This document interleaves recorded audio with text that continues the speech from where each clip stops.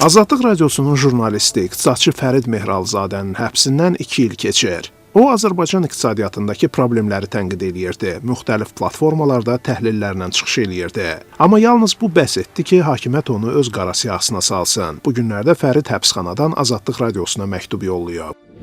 Həbsdə siyasi məhbusların böyük əksəriyyətinə fərqi yoxdur. Jurnalistdir, siyasi fəaldır, yoxsa müxalifət üzvü, ümumi şəkildə jurnalist deyirlər. Yəni, həbsxana jargonunda jurnalist sözü müəyyən mənada siyasi məhbus sözünün sinoniminə çevrilib. Bu adlandırma təsadüfi deyil. Bu, Azərbaycanda müstəqil jurnalistikanın nə qədər riskli və təhlükəli fəaliyyət sahəsinə çevrildiyini göstərir. Fərid Mehralzadə 2024-cü il mayın 30-da həbs edilib. O, Abzas Media işi üzrə qaçaqmalçılıqda günahlandırılaraq 9 il azadlıqdan məhrum edilib. Hakimiyyət nümayəndələri Azərbaycanda heç kəsin tənqidçi mövqeyinə görə həbs edilmədiyini söylüyor.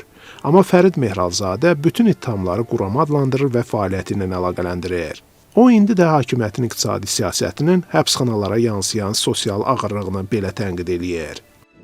Birinin çayı yoxdursa, o biri paylaşır. Birinin paltarı çatmırsa, digəri kömək eləyir. Həbsdə sosial müdafiənin əsas mexanizmi dövlət yox, kollektiv şuurdur. Amma məncə əsas fərq ondadır ki, həbsxanada ən qiymətli şey pul olmur. Bəzən qış günü əlavə bir yorğan, bəzən kimisə sənə salam göndərməsi, bəzən də uzun müddətdir eşitmədiyin, sevdiyin bir mahnını təsadüfən dinləmə imkanı puldan daha dəyərli görünür.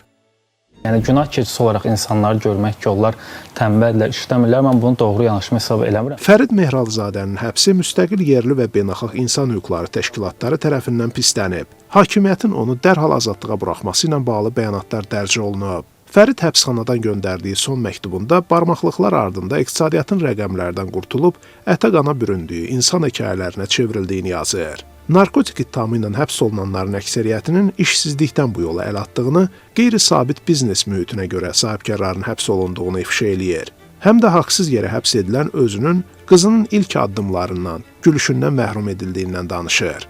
Bir müddət əvvəl dostlarım süni intellekt vasitəsilə bizim birlikdə fotomuzu hazırlayıb mənə hədiyyə elədilər. O şəkli əlimdə tutanda itirdiyim bütün qiymətli anların ağırlığını hiss elədim. İlk addımlar, ad günləri, evdə keçirilən bayramlar. Şəkil o qədər real görünürdü ki, ilk baxışda insanı sarsıdırdı. Görünür, mən həbs olduğum müddətdə süni intellektin texniki imkanları çox genişlənib. Ancaq təbii ki, heç bir texnoloji tərəqqi insani hissləri üstələyə bilmir. Orada olmağın yerini verə bilmir. Bu şəklin realını çəkdirmək, yəni sevdiklərimə qovuşmaq ən böyük motivasiyamdır.